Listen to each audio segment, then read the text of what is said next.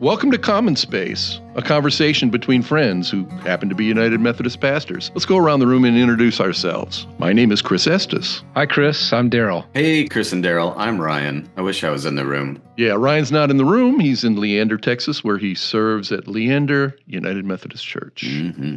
And we, of course, are in San Antonio, Texas at Alamo Heights United Methodist Church. Darrell and I lead a class, or two classes actually, on Sunday mornings, 9:30 and 11 o'clock, called Common Space, where we talk about some of the topics that we discuss here as well. And one of our favorite stories, and a story that people seem to resonate with because they remember it from their youth, the story of Noah's Ark. Yeah. Let me just explain what we call the Genesis flood narrative, where the story of Noah's Ark comes from. Hit me. The Genesis flood narrative comes to us in Genesis 6 through 9, and it tells of God's sorrow over humanity's corruption and his decision to send a flood to cleanse the earth. Now Noah, who's deemed righteous, is instructed to build an ark and save his family and pairs of animals. The flood lasts 40 days and nights, covering the earth for 150 days before receding. After sending out birds to find dry land, Noah exits the ark and offers a sacrifice. In response, God makes a covenant, promising never to destroy the earth by flood again. The rainbow becomes the sign of this promise, marking a shift from judgment to mercy and a commitment to ongoing relationship with creation. Now this, like some of the other stories we talk about here, can really get kind of compressed if we reduce it to literalism. I was going to say, because that was a very scholarly presentation of the story that you did. Very beautiful, very accurate, but not the way that I was raised with the story, right? It's called Noah's Ark, and it was a story that God was angry and was going to wipe out humanity and tap Noah and his family to be the remnant and to collect all the animals and put them in a big boat so that there'd be something to start over with. And like, this is the kind of thing that got made into needlepoint and posters and dioramas for nurseries, which I've always found hilarious because it's a fairly terrifying story where most of humanity gets killed by a disappointed God. Yeah, I don't think we have any of it around anymore, but as the one of us that has had a child most recently, there were certainly a lot of gifts for my baby that had pictures of these beautiful animals on arks, or on this boat in this beautiful sea. And the thing that was lacking from each of these little images was the fact that there would have been bodies in the water all around that ark. In fact, actually, Kylie got me a mug recently that had a hand. It's got a hand reaching up out of water, and it says on the bottom, P.S., Noah's Ark is not a children's story. Ouch. When your son was born, I made it specific. I brought him a stuffed elephant. Oh, yeah. Elephant for his birth. And I made a specific note that this was not an elephant from Noah's Ark, because that's terrifying, that this was the elephant of the 6 blind men in an elephant parable. Yes. Later on, I found out that the elephant was a choking hazard, and I almost killed your child, but that's not the point. Yeah. So Ryan, why did ancient people in this part of the world think about floods? Well, I think most of us know that floods are rather terrifying, but there was, for the people living, especially around kind of the Levant area, which is a name for the bigger region of the Near East, floods in that region were rather violent. They're violent here in our own place, and we see the destruction caused by floods in our own situation. But floods in the deserts are particularly terrifying. All around the Dead Sea is the lowest spot on Earth that is not an ocean. Right? And so it's lower than ocean level. And all of the region around the Dead Sea essentially acts as a funnel that leads to the Dead Sea. And so when there are rains at great distances away from the Dead Sea, those waters end up in the Dead Sea at some point. I mean, even Mount Hermon, which is up in Syria, the waters that melt from the snow there end up in the Dead Sea. And so all of this water around this for hundreds of miles gets filtered down into the Dead Sea. And the way that that works is that it is just roaring through canyons at some points. There are stories about 500 and 1,000-year floods that just absolutely demolished everything in their path on the way to the Dead Sea, and it is terrifying. If you think about a canyon like the Grand Canyon, and none of the wadis there are quite as big, but obviously the Grand Canyon's kind of what we're all thinking of. Imagine the Colorado River all of a sudden swelled to the size that it was filling up the canyon, and it was just a wall of water coming through and destroying everything in its path. That's what these wadis, what these canyons around the Dead Sea look like. And so for a desert culture, one of the most terrifying things that you ever experience is something that you're not familiar with. and that would be water. And that would be walls of water coming at you and destroying everything that you've put in these canyons. So, Ryan, who would these ancient Near Eastern people think causes rainstorms and floods? Yeah, it's the gods, of course. I mean, in Israel itself, there was Baal, which is a name that you encounter in the Bible a lot, who is the god of thunderstorms. And so it's the gods that cause these things. And so these people, when they experience these things, they start to wonder why they're happening. And they start to tell the story. And they tell the story in the sense that, this God wanted to bless us. And so he sent rains on our crops, and then we made him mad and he wiped us out. How does the Genesis flood narrative compare with other ancient flood stories? To start talking about that, you have to actually ask the question, how does the Genesis flood narrative compare with itself? Because, we tell the story that there's 40 days of rain and 150 days of sailing on the ocean. But if you read it real closely, it's actually two different flood narratives that have been kind of cut and pasted together. And so you come across these confusing little passages that say it rained for 40 days. And then the next one, it says the floodwaters ascended for 150 days. And then all the timing gets really, really strange. And what you discover is that there were two different traditions, even in our biblical story, that they just kind of meshed together to try to make one coherent story. And if you read it closely, it looks a little bit funny. But even starting there, what you realize then is that there would have been more than one tradition about this kind of flood narrative. And if you look throughout ancient cultures in Mesopotamia, if you look throughout ancient cultures all around the Mediterranean world, there are a lot of different flood narratives. And so one of the earliest is a Sumerian flood narrative that the Babylonians kind of adopted and put into the Epic of Gilgamesh. And in this story, the gods, the head of the pantheon in the story, I think his name was Enlil, the gods essentially get really angry. And it's because humans are up all night partying, and the gods want to get some sleep. And so the gods are just getting annoyed by humanity because humanity's making a whole lot of noise. Yes, Darrell is nodding because this is Darrell's story. Darrell I can relate to this story. Let me sleep. And so this god character, this Enlil, over and over again, he's like, you know what? Damn them. I'm going to kill them all. And I don't want them around anymore because they're just bothering me and I can't get a night's sleep. And so Enlil actually tries to kill humanity a few different times. And finally, he sends a flood. And this flood is got the potential to really just wipe out everything. And what we discover is that there's this other character, this kind of Promethean character named Ea, that throughout all of Enlil's attempts to kill humanity has been giving humanity little hints at how to escape. And Ea instructs a family to build a boat and to get on that boat and to take some animals with them, and thus survives. And the story even goes on. I know that's already shocking because this is an older story than our Genesis narrative is, than either of our traditions of the Genesis narrative. But the story goes on that Ea, in the face of punishment from Enlil, convinces Enlil to lighten up because he goes, the only reason that you're able to eat and sleep and drink and have the merriment that you have is because those humans are sacrificing to you. So you should let them live because they're your slaves. Aww. And they're the whole way that you get your own godly sustenance. What a story, right? What a sweet moment. So what you get from that story, Chris, in answer to your question, is that there were a lot of flood stories, and they told stories that reflected the culture and how the culture viewed the gods that they had. So the way that Gilgamesh epic tells this story tells something about the way that these people thought that they had to deal with their gods and what their gods were like and what was required to please their gods and what made their gods angry and why punishment came and why natural disasters happen and all of these things. And our story tells the same story. It uses the same kind of archetypal imagery. It uses the same kind of beginning to a story so that people think, okay, I know how this story is going to go.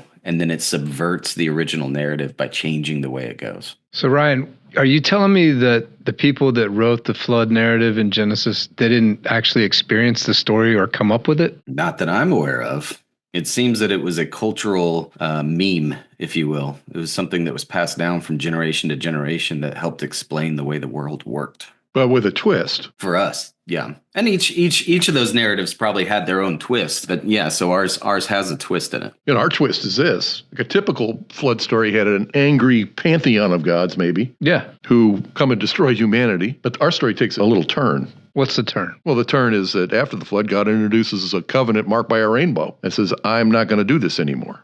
The promise is that the destruction will not be repeated. the story that we have is indicating an evolving consciousness where people are starting to have a different view of God. Yeah, I think that's important, right? Because among our spiritual ancestors, as Ryan's pointing out for us, were lots of stories, like you just said, Chris, where the gods were angry, and maybe because they couldn't get any sleep, but whatever the case may be, the gods are angry and they're going to take it out on humanity in a form of violence. And here the form of violence is flood, which to our ancestors in that time and place is a particularly scary lack of control, lack of anything you can do about it way to go. And for the longest time when I was taught this story, I never really connected the fact that the rainbow to the original audience was a bow, was a weapon of war, like bow and arrow. And so that metaphorically in this story, when God hangs a bow in the sky, it is the retirement of a weapon. That it is this God, the twist that you said, this God saying, I will not use violence to transform you.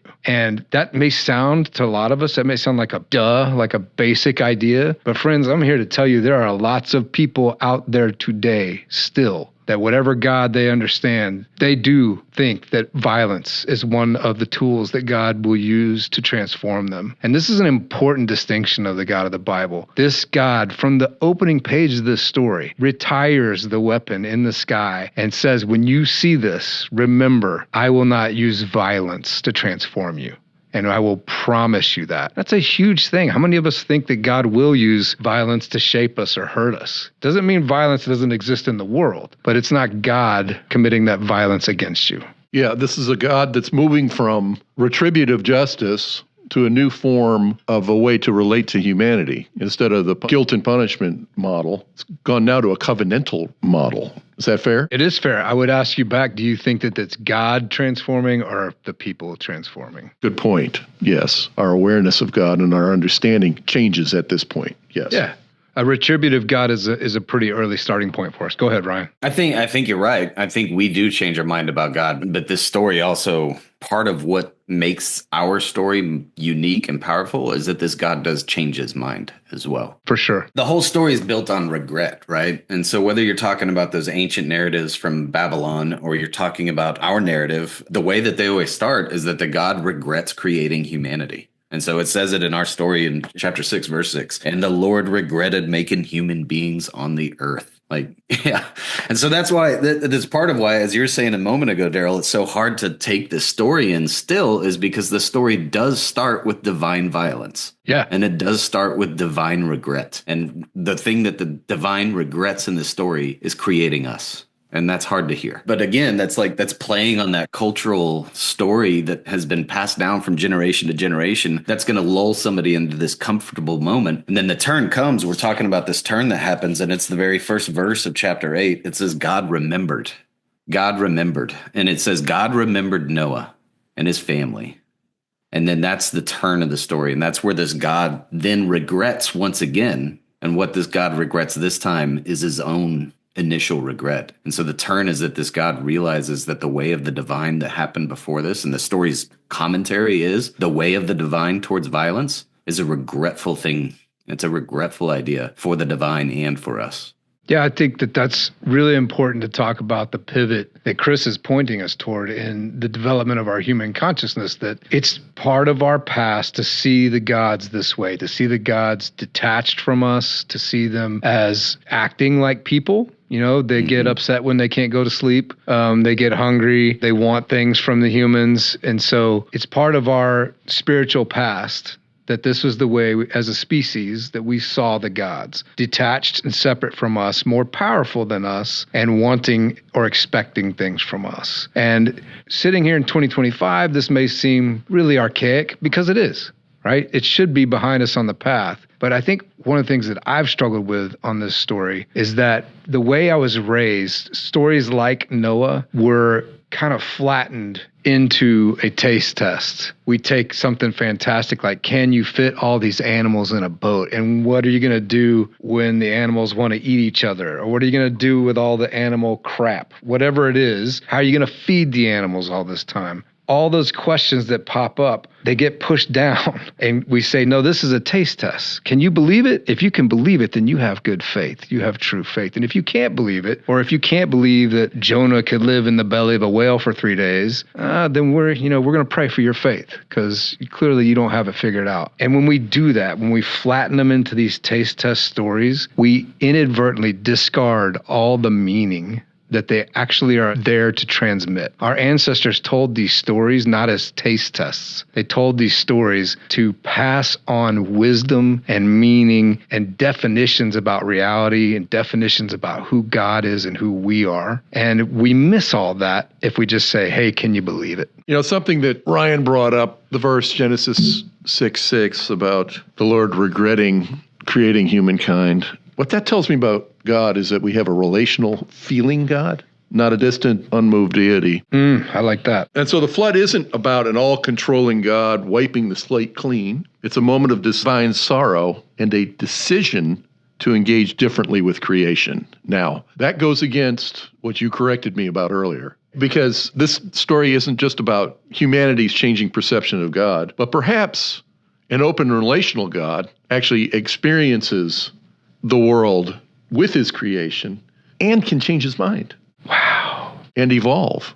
God can change God's mind? It seems that way. I like it. This isn't the only story that says it. Where else, Brian? It's throughout the Hebrew narrative. I mean, you talk about stories like Jonah. There's stories of Moses with the people as they're leaving Egypt. There's a number of occasions where God decides he wants to kill everybody and then somehow changes his mind again. It's a pretty common theme that God changes his mind. It's just not where our culture today really emphasizes these narratives. Yeah, I mean, we hear people say that God doesn't change. God's unchanging. Which is in a psalm. There's a psalm that says it. And so, I mean, there's a tension between these two things. So you can back up either of these biblically, but yeah, that's kind of why it's so fun to talk about this. So how does this idea of divine regret challenge traditional ideas about God? At the risk of making God look too much like us, a lot of the biblical narrative is trying to say that God is active in history and has an emotional life, experiences emotion, and then responds to emotion by doing things. And so part of our narrative is that this God is actually interacting with us and with our world as we speak. And so I think how this kind of idea of divine regret challenges our traditional understandings. I think our traditional understandings kind of try to emphasize God's transcendence at the cost of God's immanence. And so if God is elsewhere, and actually my sermon yesterday was just about this, if God's idea of holiness is to be set apart from the world, then being regretful of what's happening in the world isn't really remotely a possibility. And there is, again, to talk about scriptural tension, this is a biblical idea of what holiness is. But there's another biblical idea of what holiness is that has to do with immanence. It has to do with intimacy, and it has to do with closeness of the divine. And a divine God that is in relationship with us can regret what's actually happening in this world. And the whole idea behind this story is that God looks and sees that humanity is hurting humanity, that humanity is hurting the rest of the creation. And so that's what causes this regret, is that this God actually feels pain because of the pain that we're causing. And so the whole episode is starting with this idea of this God that has this vision for peace and shalom and nonviolence and love, and that's being thwarted. And God has to respond to that. Yeah, one of the things that Ryan's making me remember, I've heard and loved, is that in Aramaic, when you get at this word love, the best way to say it would be like a womb love, like W-O-M-B. I realize this is weird for three guys to talk about with none of us having a womb, but our ancestors preserved that tension Ryan's talking about in these ancient and archaic spiritual stories, talking about a God who loves you in the same way and is connected to you in the same way that a mother is to the child to whom she gives birth.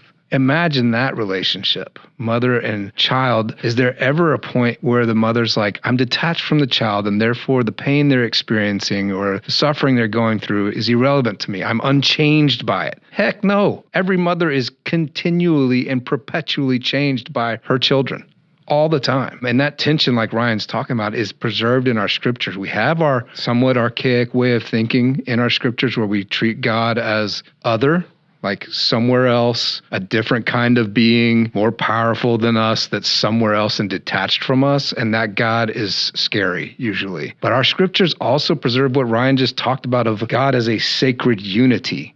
And if you're going to talk about God as a sacred unity, the oneness out of which everything flows and in which everything is, then how could it possibly be unchanged by what we're experiencing? What we experience is part of that sacred unity, and therefore we change the sacred unity as we change.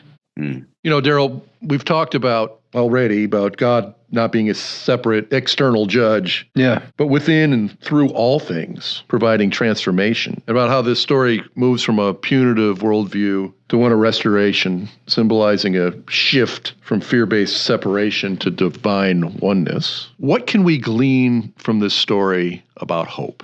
Great question. There is a interpretation, a midrash, right, that we get from our Jewish brothers and sisters who, by the way, told this story, wrote it down, passed it down to us, where we can see in the writing, Ryan mentioned earlier that there's a couple different stories being meshed together here in our flood narrative. Well, even with that intertwining of two different stories, we get this tool that the ancient writers would use when they wanted to draw your attention to something. They would repeat it 3 times, which is why we have hymns like Holy, Holy, Holy, because that comes straight from the scripture. Kadosh, Kadosh, Kadosh. They're drawing your attention by repeating it 3 times because they didn't have Microsoft Word. They couldn't put bold on it or underline it or italicize it to draw your attention to it, so they do it in other ways. And what's repeated in this story 3 times is it's talking about who goes on the boat. And it goes something like this: Noah, Noah's wife, their 3 sons, and their 3 wives. That phrase, in whatever translation you're reading, gets repeated 3 times. Noah, Noah's wife, their 3 sons, and their 3 wives. And every time what you're getting there is the number 8,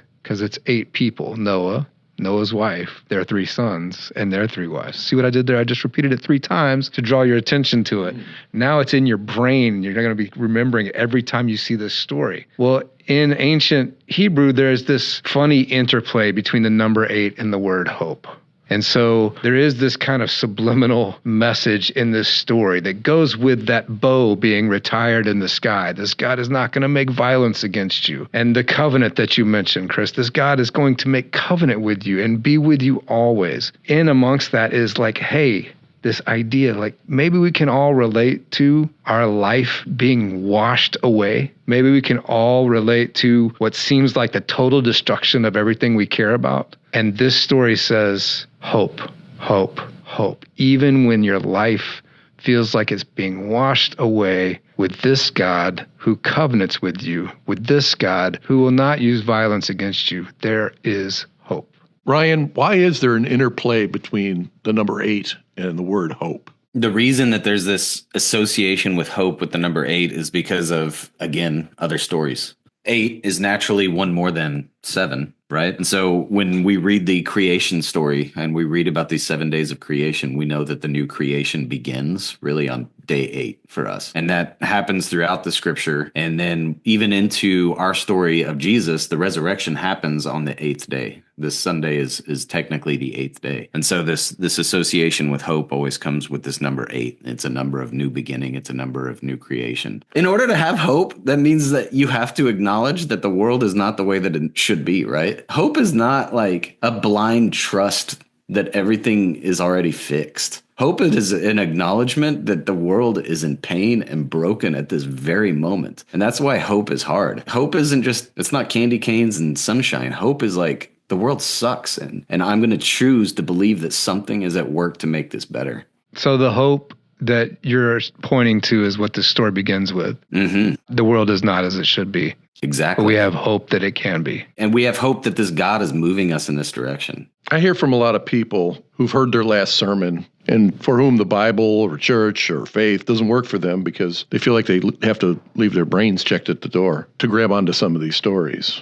And this being one that they point to a lot. What? Noah's Ark, all these animals on an ark, a God who kills everybody. What's with that? Hopefully, what we've learned today is that our friends don't have to check their brains at the door when they approach these stories or when they approach faith or when they come to church or when they listen to a sermon. Rather, these stories are like gold and they're as relevant as this morning's sunrise. They speak to us today. They speak to us about a God who is restorative. not retributive, about a God who has promised that the way forward is through love.